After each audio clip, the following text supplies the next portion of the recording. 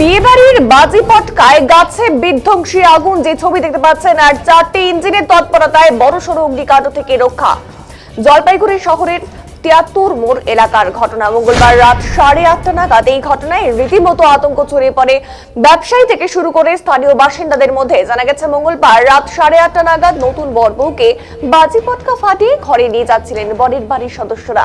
আর সে সময় আচমকায় ৭৩ মোড় এলাকার একটি বড় গাছে গিয়ে পড়ে বাজি পটকার আগুন। আর শুকনো পাতা থাকায় মুহূর্তেই সেই আগুন লেগে যায় এবং ছড়িয়েও যায় গাছে। গাছটি অনেকটা বড় এবং পাশাপাশি বেশ কয়েকটি বড় গাছ থাকার কারণে মুহূর্তেই দাউ দাউ করে চলে ওঠে আগুন। আর হঠাৎ আগুন দেখে চুপচাপ হয়ে যায় বরের বাড়ির সদস্যরা সহ আত্মীয় পরিজনেরা। পাশাপাশি রাস্তার পাশে থাকা ব্যবসায়ীরা আতঙ্কিত হয়ে তড়িঘড়ি দোকানের মালপত্র সরিয়ে নিতে উদ্যোগ গ্রহণ করে। রাস্তার পাশে বাড়িঘর থাকায় আতঙ্ক ছড়িয়ে পড়ে এলাকাবাসীদের মধ্যে, আর রাস্তা দিয়ে যান চলাচল বন্ধ হয়ে যায়। এরপর খবর দেওয়া হয় দমকল কেন্দ্রে। এরপর জলপাইগুড়ি দমকল বাহিনীর কর্মীরা দ্রুত পৌঁছে সেখানে আগুন নিয়ন্ত্রণে আনার কিন্তু চেষ্টা করেছে। তবে একে একে ঘটনাস্থলে আসে 4টি ইঞ্জিন। দমকলের 4টি ইঞ্জিনের তৎপরতায় প্রায় 1.5 ঘন্টার প্রচেষ্টায় সেই আগুন নিয়ন্ত্রণে আসে। আতঙ্কমুক্ত হয় এলাকাবাসী, ব্যবসায়ী সহ বরের বাড়ির সদস্য সহ আত্মীয় পরিজনেরা।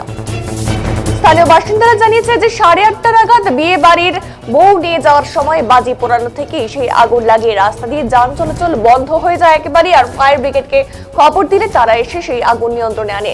রাস্তার ধারের গাছটি বহু পুরনো এবং গাছের পাতা এবং ডালগুলো সম্পূর্ণ শুকনো, আর এই কারণেই আগুন দ্রুত ছড়িয়ে পড়ে বলে প্রাথমিকভাবে অনুমান করছেন স্থানীয় বাসিন্দা থেকে দমকল বাহিনীর কর্মীরা। এই ঘটনায় প্রায় 2 ঘন্টা ওই রাস্তার যান চলাচল কিন্তু বন্ধ ছিল। উত্তম পাল, গোমস্তপাড়া। বোমের থেকে লাগলো ঝাড় বোম ফাটাচ্ছে, উপরে যায় গাছের মাথায় লাগে।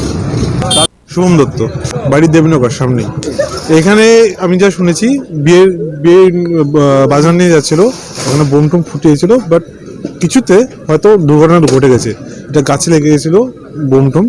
তারপরে এখানে আগুন ধরে প্রায় 20 মিনিট থেকে আধা ঘন্টা ধরে আগুন ধরেছিল।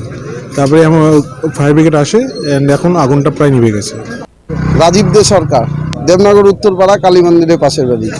আগুন কি করে লাগলো সে তো বোঝা যাচ্ছে না, তবে আমরা এখানেই ছিলাম, দেখলাম হালকা জ্বলছে, জ্বলতে জ্বলতে দাও দাও করে জ্বলে উঠলো।